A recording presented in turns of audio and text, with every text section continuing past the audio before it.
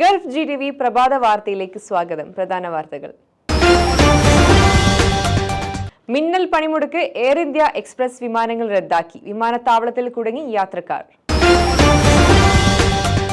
കുട്ടി കാറിനുള്ളിലുള്ളതറിയാതെ car lock ചെയ്തു. ഷാർജയിൽ 7 വയസ്സുകാരൻ മരിച്ചു.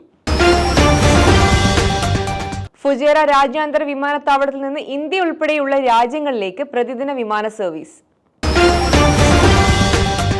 റാസൽ ഖൈമയിൽ 2027-നകം എയർ ടാക്സി സേവനങ്ങൾ ആരംഭിക്കും.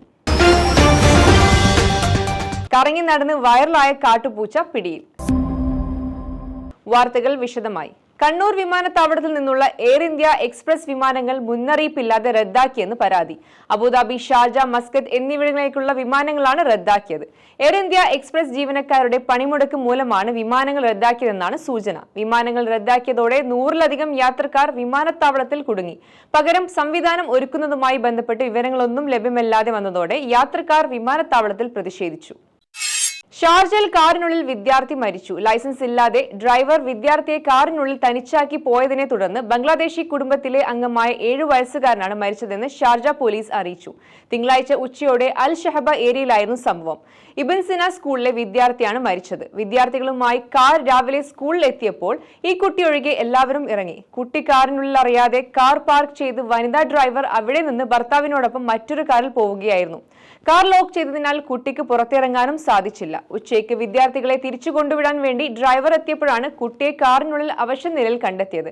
ഉടൻ അൽ കാസ്മി ആശുപത്രിയിൽ എത്തിച്ചെങ്കിലും കുട്ടി മരിച്ചിരുന്നു. അനധികൃത ടാക്സിക്കാരാണ് വിദ്യാർത്ഥികളെ സ്കൂളിൽ എത്തിക്കാനും തിരിച്ചു കൊണ്ടുവരാനും ഏർപ്പാടാക്കിയിരുന്നത്. വനിതാ ഡ്രൈവർക്ക് ഇതിനുള്ള ലൈസൻസും ഉണ്ടായിരുന്നില്ല.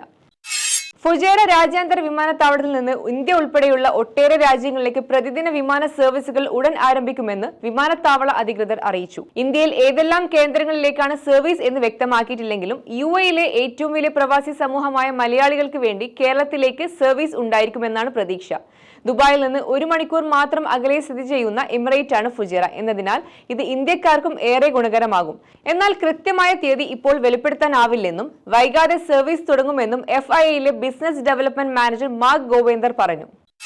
റാസൽ ഖൈമയിൽ 2027-നകം എയർ ടാക്സി സേവനങ്ങൾ ആരംഭിക്കും. റാസൽ ഖൈമ ട്രാൻസ്പോർട്ട് അതോറിറ്റിയും റാസൽ ഖൈമ ടൂറിസം ഡെവലപ്മെന്റ് അതോറിറ്റിയും വേർട്ടിപോർട്ട് ഇൻഫ്രാസ്ട്രക്ചർ ഡെവലപ്പർമാരായ സ്കൈപോർട്ടുമായി സഹകരിച്ച് ഇതിനായി പ്രവർത്തിക്കുന്നുവെന്ന് അറേബ്യൻ ട്രാവൽ മാർക്കറ്റിംഗ് അധികൃതർ അറിയിച്ചു. റാസൽ ഖൈമയിലെ പ്രധാന ആകർഷണങ്ങളെ ബന്ധിപ്പിക്കുന്നതിന് തുറമുഖങ്ങളുടെ ഒരു ശൃംഖല വികസിപ്പിക്കുന്നതിന് സർക്കാർ സ്ഥാപനങ്ങളും സ്കൈപോർട്ടുകളും ധാരണാപത്രത്തിൽ ഒപ്പുവച്ചു. ജനവാസ മേഖലയിലൂടെ കറങ്ങി നടന്ന കാട്ടുപൂച്ചയെ പിടികൂടി. ഫുജേറയിലെ കഴിഞ്ഞ ദിവസം ജനവാസ മേഖലയിൽ ഇറങ്ങിയ കാരങ്കൽ ഇനത്തിൽപ്പെട്ട കാട്ടുപൂച്ചയാണ് പരിസ്ഥിതി അതോറിറ്റിയിലെ പരിശീലനം നേടിയ സംഘം പിടികൂടിയത്. പൂച്ച കറങ്ങി നടക്കുന്ന വീഡിയോ ദൃശ്യങ്ങൾ സമൂഹ മാധ്യമങ്ങൾ വഴി പ്രചരിച്ചിരുന്നു. തുടർന്ന് സ്ഥിതിഗതികൾ പരിശോധിക്കാനും വന്യമൃഗത്തിന്റെ സ്ഥലം കണ്ടെത്താനും ഫുജേറ പരിസ്ഥിതി ഏജൻസിയിലെ പ്രത്യേക സംഘത്തെ ചുമതലപ്പെടുത്തി. ഈ അന്വേഷണത്തിലാണ് കാട്ടുപൂച്ചയെ കണ്ടെത്തിയത്. ഇത് UAE പൗരന്റെ ഉടമസ്ഥയിലുള്ളതാണെന്ന് പരിസ്ഥിതി ഏജൻസി ഡയറക്ടർ അസീല മുഹല്ല വെളിപ്പെടുത്തി. ഇതോടെ വാർത്തകൾ കഴിഞ്ഞു. നമസ്കാരം.